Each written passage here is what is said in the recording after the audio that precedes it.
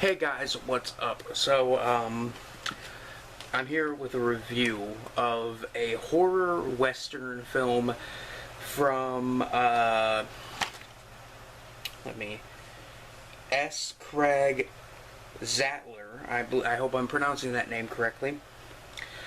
This is the guy's directorial debut. He's written a few other films. I haven't seen anything he's written before, but I have seen something he has directed, and this is his directorial debut.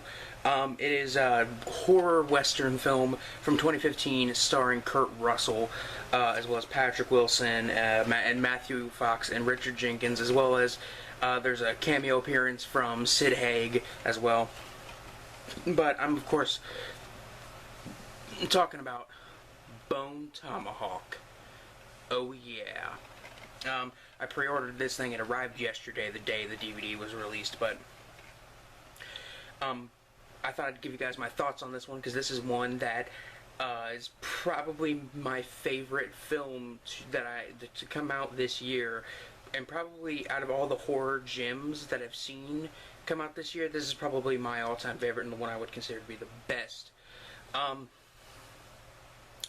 So that being said, I have nothing prepared for this review. I'm just gonna basically tell you guys about it. The film is about a group of I don't want to say they're Native Americans, but I guess they kind of are. They're savages, like cavemen.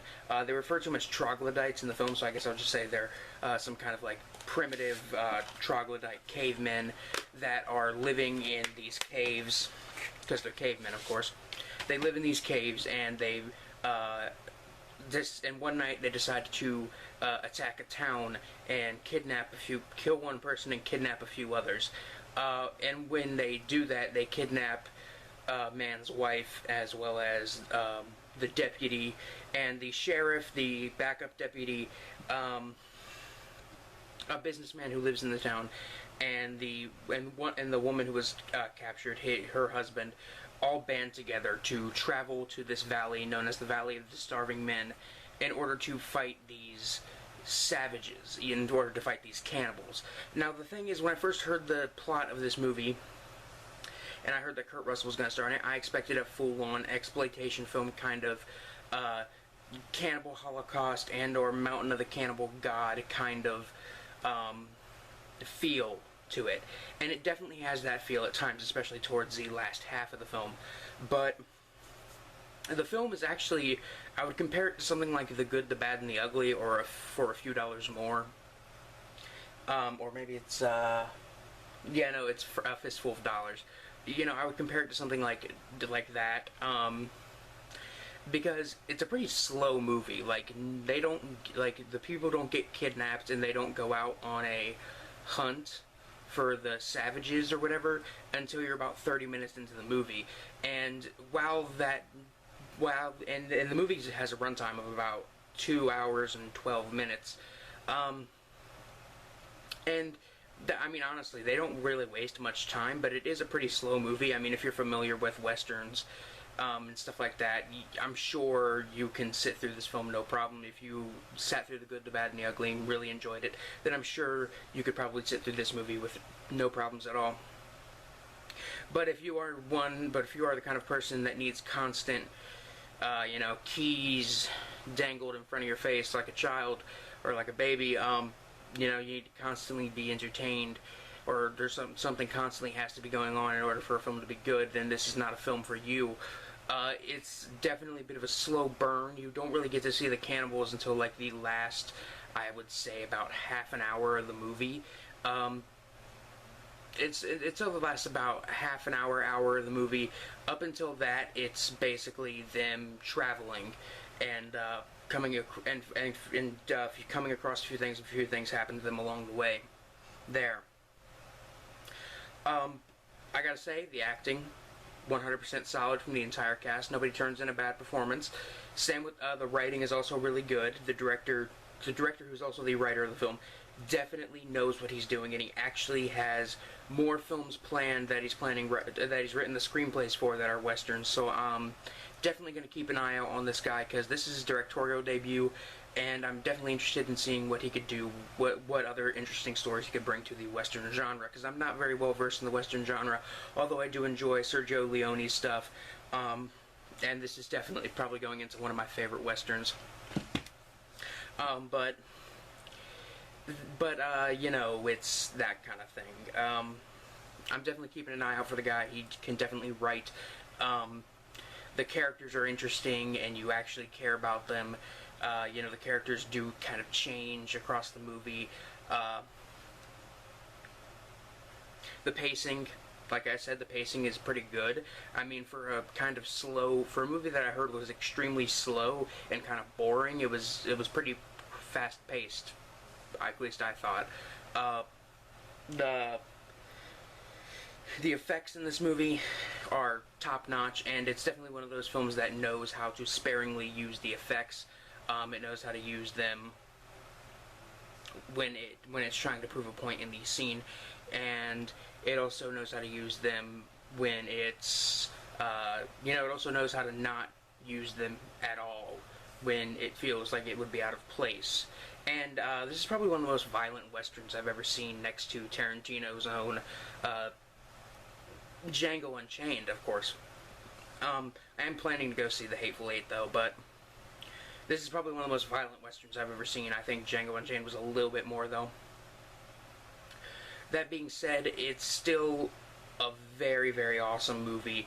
There's always something going on, and I feel like I'm missing a few departments that I usually cover. Camera work, lighting, and sets are all really good as well.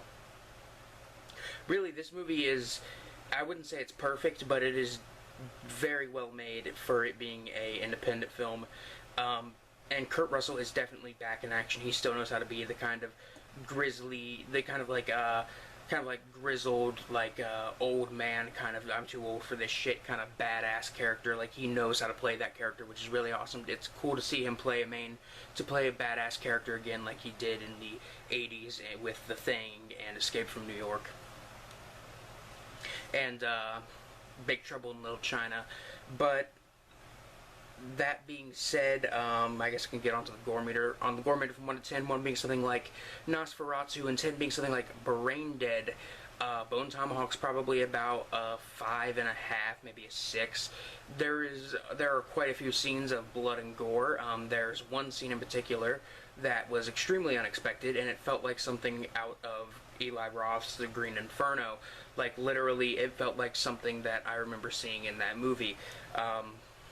But, you know, all in all, to put it bluntly, I would highly recommend that if you haven't seen this movie, you should go out and see it.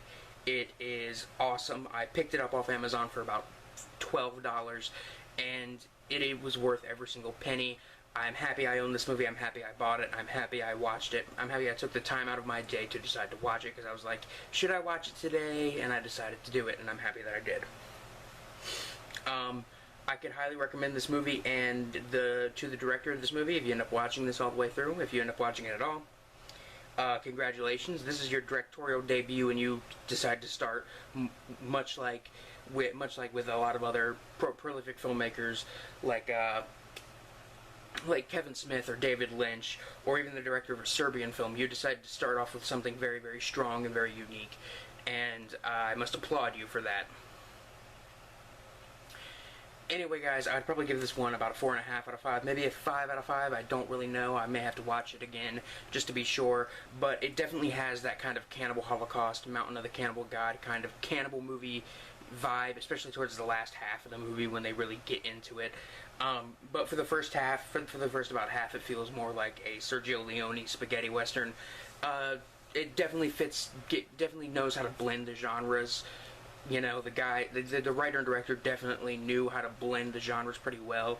And honestly, if it turned out that this director was actually Tarantino in a less profane disguise, it wouldn't surprise me. Because honestly, this feels like a Tarantino film, other than the fact that you know, the dialogue is pretty clean for the most part. And it's not 3 hours long, and it's not omega violent, although it is pretty violent. But anyway, guys. Anyway, You guys have a good one. I'm going to edit the shit out of this video. And when I say edit the shit out of it, I mean I'm gonna just edit it, because why not? Peace.